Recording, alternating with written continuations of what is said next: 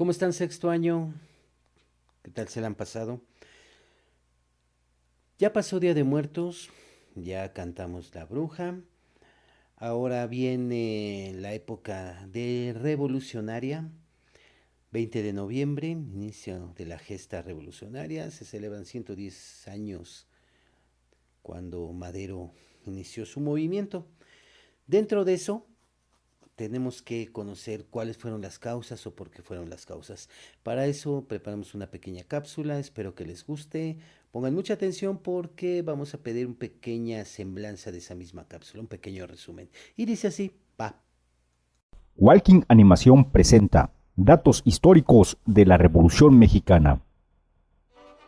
El general Porfirio Díaz llegó a la presidencia de México en 1876 bajo el lema de paz, orden y progreso, durando 30 años en el mandato. En su gobierno, Díaz alentó a las inversiones extranjeras, abriendo a México a un mercado internacional. Además, hubo adelantos tecnológicos como la electricidad, el telégrafo, el teléfono, el fonógrafo y la creación de vías férreas. Los beneficios del gobierno de Díaz solo llegaban a grandes funcionarios, hacendados e industriales, y a su vez marginaban las necesidades de los pobres.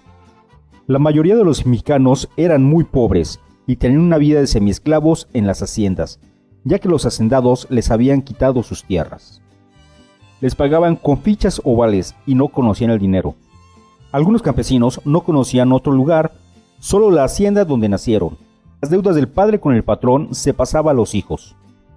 El 27 de febrero de 1908, Díaz concedió una entrevista al periodista norteamericano James Clement.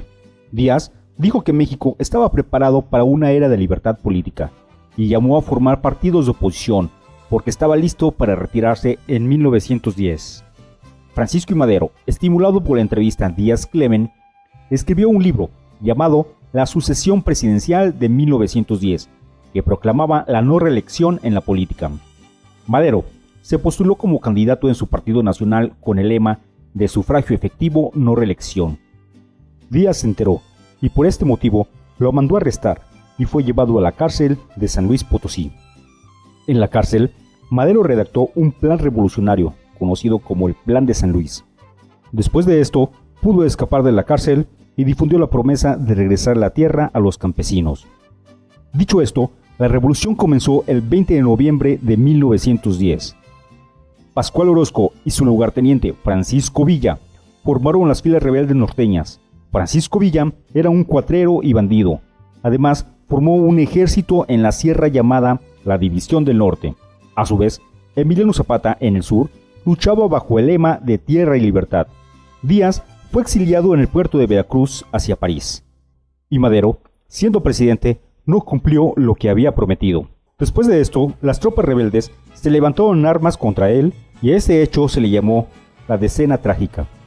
En poco tiempo, Madero fue asesinado con su vicepresidente José María Pino Suárez por órdenes de Victoriano Huerta, que usurpó la presidencia de México. A su vez, Venustiano Carranza realizó el Plan de Guadalupe, que desconocía la usurpación de Victoriano Huerta en la presidencia y se nombraba a él mismo como jefe del Ejército Constitucional. El Plan de Ayala fue propuesto por Zapata y demandaba la entrega de tierras a los indígenas y la repartición de tierras, montes y agua a los necesitados. Y a su vez, Villa elaboró la Ley Agraria, donde proclamaba la equidad en las tierras. En su lucha, zapatistas y villistas se unieron a Carranza contra Huerta, por lo cual él tuvo que dejar el país, y cuando Carranza fue presidente, los rebeldes pensaron que Carranza no se identificaba con ellos. Por lo tanto, hubo un nuevo enfrentamiento contra Carranza, y de esa forma se formaron dos bandos, uno por el lado de Carranza y Obregón y otro por los zapatistas y villistas. El caudillo Guajardo, con órdenes de Pablo González y general de Venustiano Carranza, traicionó, emboscó y asesinó a Emiliano Zapata en Chinameca, Morelos. Después de este hecho, en 1915, Carranza logra la victoria decisiva contra los villistas y los zapatistas. Carranza convoca un congreso en Querétaro con el propósito de redactar una nueva constitución para el país, la que se promulgó el 5 de febrero de 1917. Y esta es la que nos rige actualmente, donde destacan los artículos 3, 27 y 123.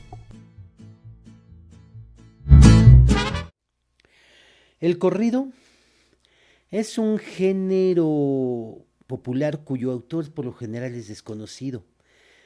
Desde finales del siglo XIX fue ampliamente escuchado por la población como una fuente de noticias. Eran los juglares de aquellos tiempos. Durante la Revolución Mexicana surgieron muchos de ellos para narrar diversos episodios, describir, por ejemplo, los que vienen en Sonora, cantando corridos, decían lo que pasaba en Michoacán, en Veracruz, en el sur, etcétera. Y pues, describían personajes que con el tiempo se hicieron representantes del movimiento armado. Los corridos aparecidos luego de ese lapso, que describen personajes y sucesos de la época, son considerados como parte del acervo de las canciones de la Revolución, cuales fueron firmados por diversos compositores. La misión del corrido consiste en informar, hacer el relato de lo que sucede en su momento de la historia, sobre los dramas familiares, pasionales, desastres y hechos revolucionarios. Eso es lo que sucede en el corrido. Este corrido que vamos a cantar está dedicado a Emiliano Zapata. De antemano les digo que necesitamos una semblanza de Zapata, y dentro de la letra hay algunas palabras que voy a necesitar que me definan. Hay una palabra que les puede decir quién es un insurrecto, quién es un pretoriano, cosas así. Así que, sin más preámbulo, vamos a escuchar el corrido de la muerte de Zapata.